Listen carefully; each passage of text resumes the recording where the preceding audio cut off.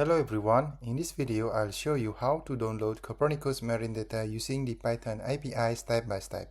Before we start, make sure you already have a Copernicus marine account because we will need your username and password to download the data.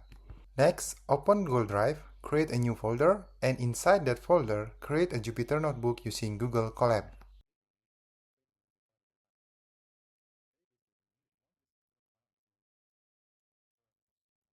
By default, the Copernicus Marine Python toolbox is not installed in Colab, so we need to install it first.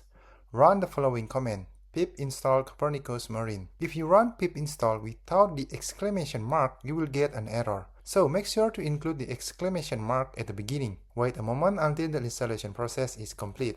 Now let's check if the installation was successfully. Try to import the library.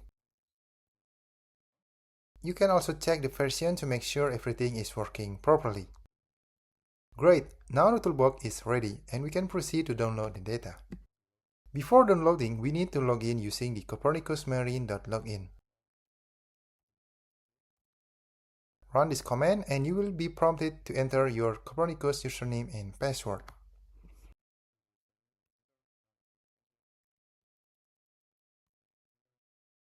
Next, we use the function copernicusmarine.subset to download the dataset.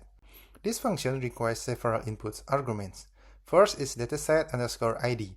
This is the ID of the dataset you want to download. You can find it on the Copernicus Marine website. For example, I will use global ocean wave reanalysis. Go to the product page, click Data Access, and copy the dataset ID for the 3-hourly data. The second input argument is variable. This is define which variable you want to download. You can find the available variable on the same page. In this tutorial, I will download significant wave height with the variable name VHM0. The third input argument is time range. This is define the time period for your data.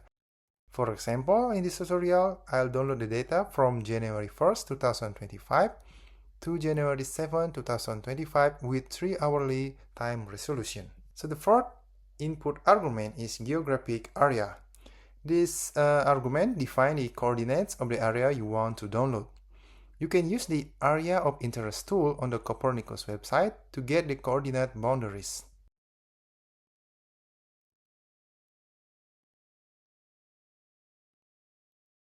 The fifth input argument is depth.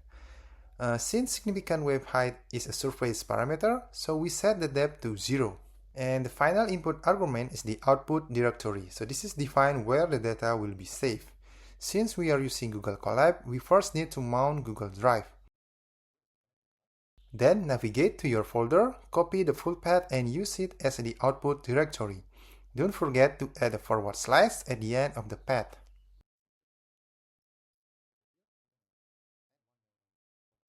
Now that all parameters are set, run the command to start downloading the data.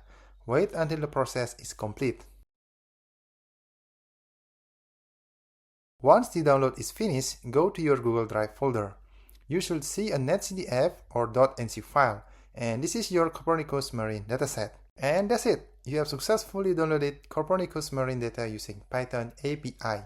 I hope this tutorial helps you with your assignment or your research. And good luck and thank you for watching.